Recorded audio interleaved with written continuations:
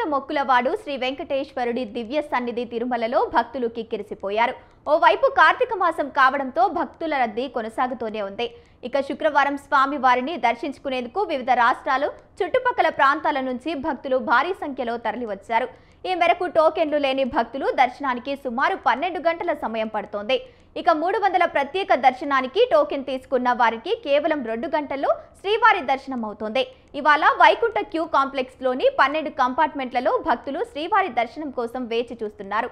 నిన్న స్వామివారిని 63,539 మంది భక్తులు దర్శించుకున్నారు. శ్రీవారికి హుండీ ఆదాయం 3.76 కోట్లు వచ్చిందని టీటీడీ అధికారులు తెలిపారు.